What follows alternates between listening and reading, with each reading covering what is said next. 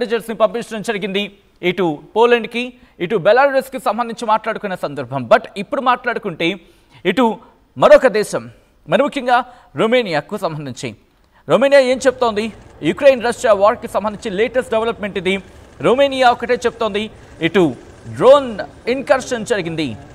Zelensky ఈ నేపథ్యంలో మాకు చెప్పుకోవచ్చు. ఇన్ఫాక్ట్ జెలెన్స్కీకి సంబంధించి ఈ కాన్ఫ్లిక్ట్ ఎక్స్పాండ్ అవుతోంది అనేది అని చెప్పుకోవచ్చు నేపథ్యం. రొమేనియా అయితే మాత్రం డ్రోన్ ఇన్కర్షన్ జరిగింది, వాటిని మేము పేల్చేసామంటూ చెప్పుకొచ్చిన సందర్భం. ఇటు రొమేనియన్ డిఫెన్స్ మినిస్ట్రీ ఒకటే చెప్తోంది, 2 F-16 ఫైటర్ జెట్స్ ఆదివారం రోజు మేము గగనతలంలోకి పంపించి డ్రోన్లను పేల్చేసాం. మరి ముఖ్యంగా డ్రోన్లను గుర్తించడం జరిగింది. ఇటు మా గగనతలంలోకి ఫైటర్ జెట్స్ వచ్చాయి. ఈ నేపథ్యంలోనే అంటే డ్రోన్స్ వచ్చాయి, వీటిని మేము పేల్చేసామంటూ చెప్పుకొచ్చిన సందర్భం. జస్ట్ డేస్ ఆఫ్టర్, మనం సాధారణంగా అంటూ ఉంటాం కదా, జస్ట్ డేస్ ఆఫ్టర్ అంటూ ఉంటాం కదా ఇంగ్లీష్లో, అట్లా రోజుల వ్యవధిలోని పోలాండ్ ఏమంది, తమకు అంటే తమ గగనతలంలోకి తమ దేశంలోకి రష్యన్ డ్రోన్లు వచ్చాయంటూ చెప్పుకొచ్చిన సందర్భం.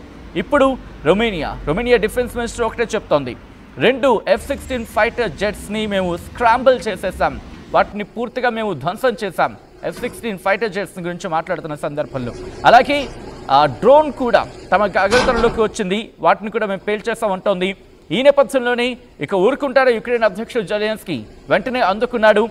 డ్రోన్కి సంబంధించి 10 కిలోమీటర్ల మేర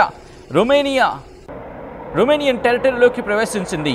నేటో ఎయిర్ స్పేస్కి సంబంధించి మాట్లాడుకున్న క్రమంలో మరి ముఖ్యంగా నేటో ఎయిర్ స్పేస్ ఏకంగా 50 నిమిషాల పాటు ఈ అంశానికి సంబంధించి అంటే నేటో ఎయిర్ స్పేస్లోకి దాదాపుగా 50 నిమిషాల పాటు వచ్చిందని కూడా ఇటు జెలెన్స్కీ వెంటనే అందుకున్నాడు.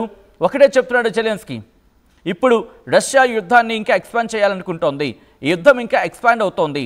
ఆబ్వియస్ ఎక్స్పాన్షన్ అన్న అర్థం వచ్చేలా మాట్లాడుకొచ్చిన సందర్భం ఉందంటే అర్థం చేసుకోవచ్చు. యుక్రెయిన్ సరిహద్దులతో పాటు వీటిని దాటి ఇప్పుడు ఈ పరిధిని దాటి యుద్ధం వెళుతోందా?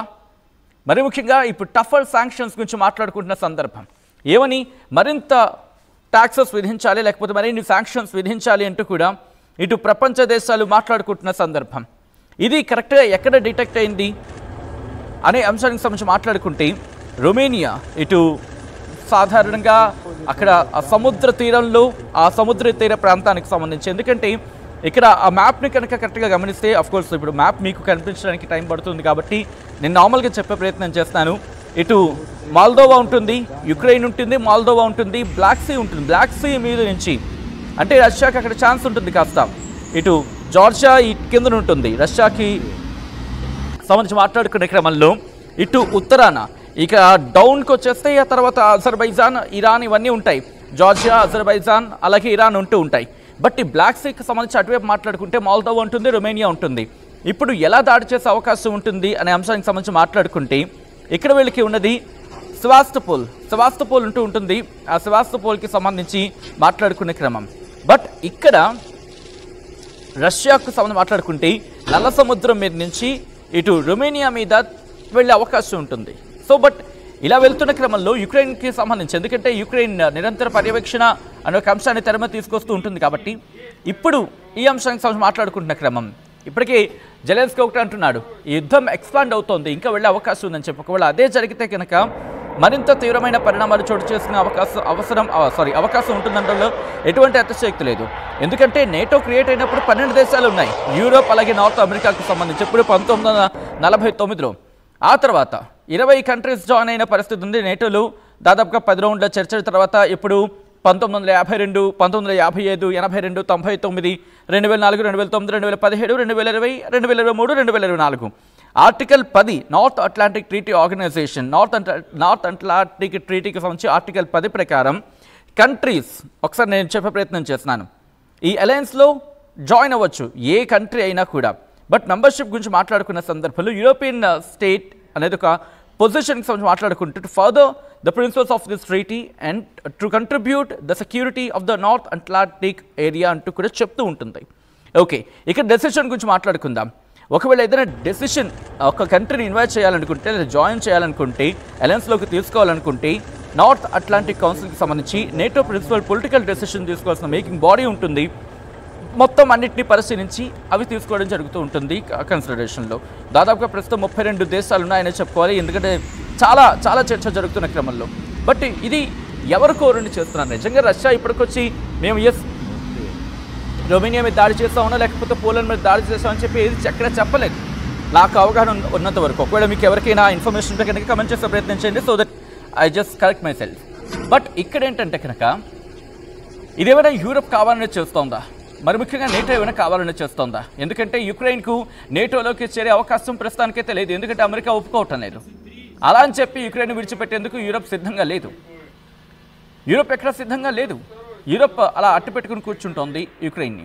ఈ క్రమంలో ఏవైనా నేటో తరహాలో యుద్ధాన్ని ఇటు యూరప్ కోరుకుంటుందా అంటే ఇక్కడ ఒక పాయింట్ ఉంటుంది కదా, నేటో దేశంలో ఒక దేశం మీద కనుక యుద్ధం జరిగితే మిగిలిన దేశాలన్నీ కూడా ఒకరి మీద దాడి జరిగితే, అంటే ఒక విధంగా చెప్పాలంటే ఒక కుటుంబం ఒక కుటుంబం అంతా ఒక దగ్గర ఉంది, ఒకరి మీద దాడి జరిగితే ఏం చేస్తున్న కుటుంబం అంతా ఆ ప్రత్యర్థి మీద దాడికి వెళ్ళిపోతుంది కదా, ఇదేనా ఆబ్వియస్ థింగ్ కదా. సో నేటో కూడా అంటే చాలా దేశాలు ఉన్నాయి, చాలా దేశాలు అంటే ఒక 32 దేశాలు ఉన్నాయి. ఈ 32 దేశాలు కూడా ఇప్పుడు కలిసికట్టుగా నేటో అని చెప్పి ఓ దగ్గర ఉన్నాయి, నార్త్ అట్లాంటిక్ ట్రీటీ ఆర్గనైజేషన్ అని చెప్పి.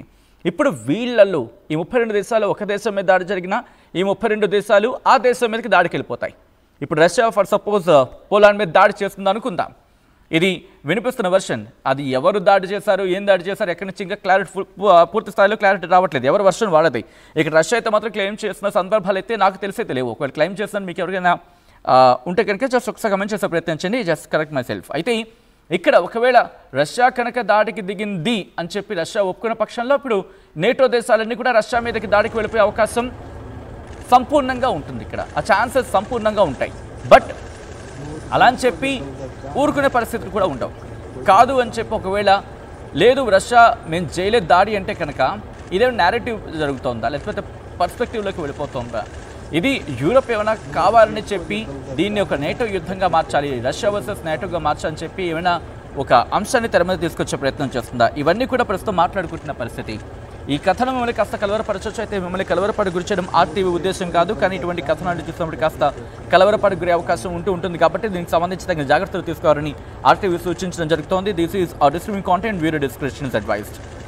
రొమేనియా ఒకటే అంటోంది నేటో ప్లాన్స్కి సంబంధించి, ఎందుకంటే పూర్తి స్థాయిలో ఎవ్రీ ఇంచ్ మేము కాపాడుకుంటాం, మా నేటో దేశాలని ప్రతి ఇంచ్ను మేము కాపాడుకుంటామని చెప్పి.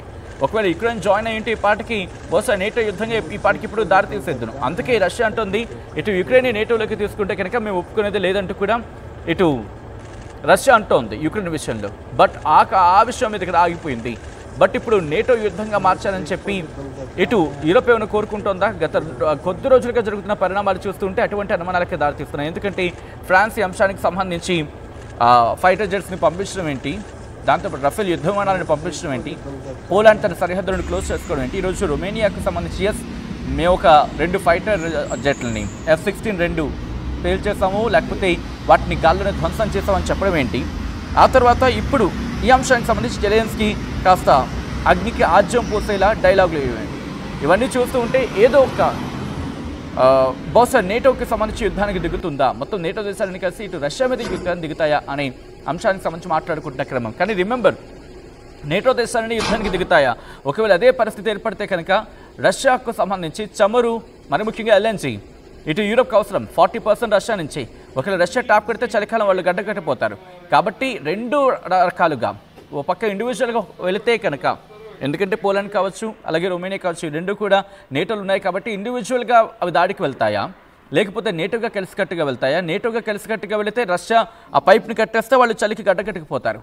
సో అటువంటి పరిస్థితులు ఉన్నాయి కాబట్టి, లేకపోతే ట్రంప్ వైఖరిగా ఇటు సుంకాలతో దాడి చేసే ప్రయత్నం చేస్తారా, ఇటు రష్యాను ఉక్కిరిబిక్కిరి చేద్దామని చెప్పి రష్యాతో మిత్ర దేశాలుగా ఉన్న చైనా కావచ్చు లేకపోతే భారత్ కావచ్చు వీటి మీద సుంకాల మోత మోగించే ప్రయత్నం చేస్తారు. ఒకవేళ ఇటు సుంకాల మోత మోగించే ప్రయత్నం చేస్తే కనుక ఎనర్జీకి సంబంధించి మాట్లాడుకుంటున్న క్రమంలో ఇటు భారత్ నుంచి కూడా కొనుగోలు చేస్తోంది యూరప్లోని కొన్ని దేశాలు. సో ఈ నేపథ్యంలో వాళ్ళకు కూడా ఇబ్బందిగా మారే అవకాశం ఉంటుంది. కాబట్టి ఎటు పక్క చూసినా ఏ విధంగా చూసినా యూరప్ ప్రస్తుతం ఇటు చెక్మేట్లో పడిందనే చెప్పుకోవాలి. బహుశా ఆ చెక్మేట్కి సంబంధించి ఆ చిక్కుల నుంచి ఎలా బయటపడుతుందనేది ఇంకొక